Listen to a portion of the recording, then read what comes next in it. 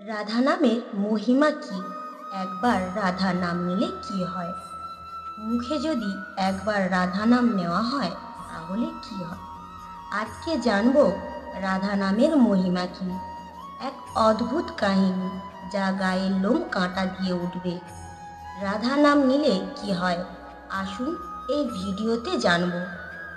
এক ব্যক্তি একবার বৃন্দাবনে এক সাধুর কাছে গিয়ে বললেন, হে মহাত্মা, আমার একটি ছেলে আছে।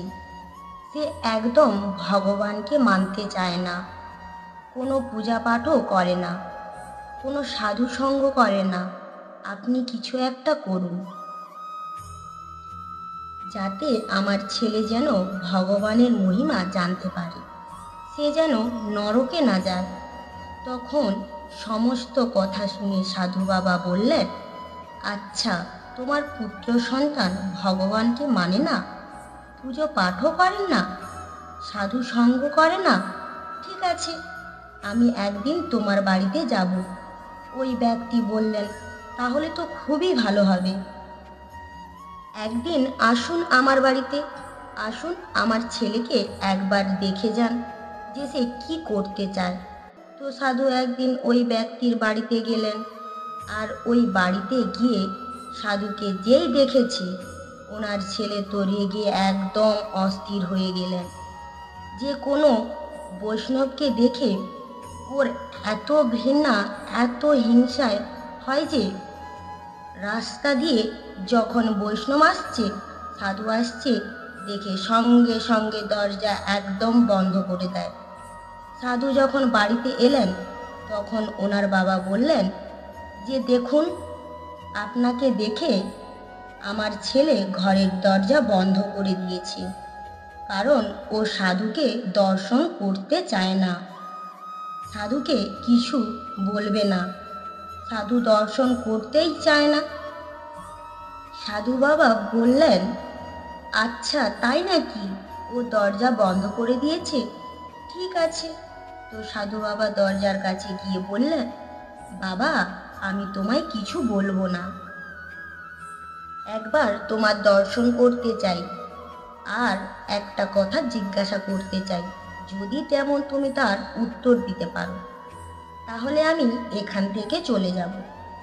ভেতর থেকে ওই ছেলে কি বলতে থাকলেন, আপনি এখান থেকে চলে যান, আপনাকে না হলে অনেক কিছু অপমান করব, নিন্দা করব। আপনি এখান থেকে চলে যান, আপনাকে দেখতে চাই না। সাধু বাবা তো বোঝাতে থাকলেন, কিন্তু বোঝাতে না পেরে সাধু বাবা জোর করে দরজা খুললেন। আর দরজা খুলে সঙ্গে সঙ্গে ছেলেটির হাতটা ধরল, হাতটা চেপে ধরে আর বলতে লাগলো, আচ্ছা, তুমি তো আমার কোনো কথাই শুনতে চাও না, তাই একটা কথা অন্তত বলো। তুমি একবার বলো, শ্রী রাধা। তখন সে বলল, না, আমি এ কথা বলতে পারবো না। সাধু বাবা বললেন, একবার তো বলেই তো দেখো না, একবারই বলবে, তারপর আমি চলে যাব। ছেলেটি বলল, না না, আপনার কথা আমি মানছি না, আপনি যা বলছেন আমি একদম বলতে পারবো না। সাধু বাবা বললেন, এ তো সোনার পাত্র নয়। তাই হাতটাকে একদম ঘুরিয়ে ধরলেন চেপে, আর বললেন যে, এইবার বলো, শ্রী রাধা। তখন ছেলেটি যন্ত্রণায় ছটপট করতে থাকে, হাতটা যেই ঘুরিয়ে ধরেছে, আরও ছেলেটি বলল, সাধু বাবা, আমার লাগছে, আমার লাগছে, আমার হাতটা ছেড়ে দিন। সাধু বাবা বলছেন, আগে বলো, শ্রী রাধা। তখন বললেন, আচ্ছা ঠিক আছে, আমি বলছি, শ্রী রাধা। ব্যাস, যখনই শ্রী রাধা উচ্চারণ করলো তখন সাধু বাবা বললেন, ব্যাস, আমার কাজ হয়ে গেছে। বাইরে বেরিয়ে এসে ওনার বাবা জিজ্ঞাসা করলেন, কি হলো আমার ছেলেটার, কোনো সমস্যার সমাধান হলো? সাধু বাবা বললেন, আপনার ছেলের সমস্যার সমাধান হয়ে গেছে, আপনার ছেলে আর নরকে যাবে না। কিন্তু ঘর থেকে বাইরে বেরিয়ে আসার আগে সাধু ছেলেকে একবার বলেছিলেন, যে তুমি যে এই জোর করে শ্রী রাধা উচ্চারণ করলে, যখন তুমি মারা যাবে তখন যমরাজের কাছে গিয়ে এই কথা যমরাজকে জিজ্ঞাসা করবে যে একবার রাধা নাম বলার মহিমা কি।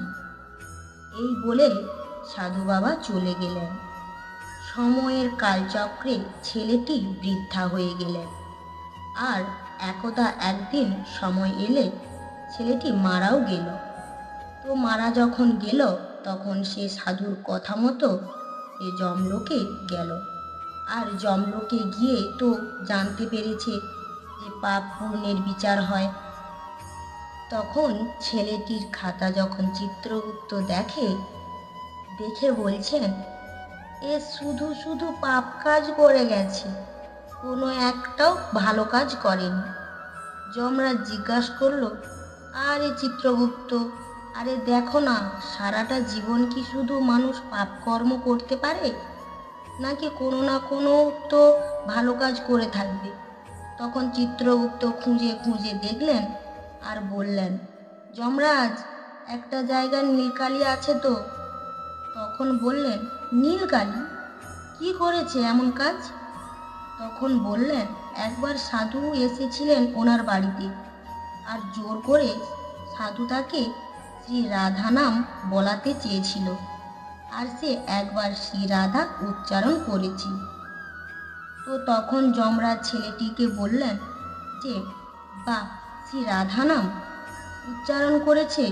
তো তখন ছেলেটিকে বললেন যে তুমি একটাই ভালো কাজ করেছো, শ্রী রাধারানীর নাম উচ্চারণ করেছো। ছেলেটি তখন বললেন যে আচ্ছা যমরাজ, আমি যদি শ্রী রাধা নাম বলে থাকি তাহলে শ্রী রাধা নামের মহিমা কি? আপনি কি জানেন যে রাধা নাম বললে কি হয়? তখন যমরাজ শুনে অবাক হয়ে গেলেন যে হ্যাঁ, সত্যিই তো, আমি পাপ পুণ্যের বিচার তো করি, কিন্তু স্বয়ং শ্রী রাধারানীর নাম উচ্চারণ করেছে সেই রাধারানীর মহিমা তো আমি জানি না, মনে হয় ইন্দ্রদেব জানেন। চলো ওনার কাছে যাই, যে রাধা নামের মহিমা কি। তো যমরাজ ছেলেটিকে নিয়ে ইন্দ্রদেবের কাছে এলেন আর ইন্দ্রদেবকে জিজ্ঞাসা করলেন যে ছেলেটি পৃথিবী থেকে এসেছে আর সে জানতে চায় একবার রাধা নাম বলার মহিমা কি। আমি তো জানি না, তাই আপনার কাছে একে নিয়ে এসেছি। আপনি বলুন একবার রাধা নাম বলার মহিমা কি। এই পর্বটি দীর্ঘ হওয়ার কারণে দুটি পার্টে বিভক্ত করলাম। এই ভিডিওটি দ্বিতীয় পার্টটি ডেসক্রিপশানে পেয়ে যাবেন লিঙ্কটি। ভিডিওটি যদি ভালো লাগে লাইক, কমেন্ট, শেয়ার করতে ভুলবেন না। আজ ভিডিওটি এখানেই শেষ করলাম। সকলে ভালো থাকুন, সুস্থ থাকুন। দেখা হচ্ছে পরের ভিডিওতে। রাধা রাধা।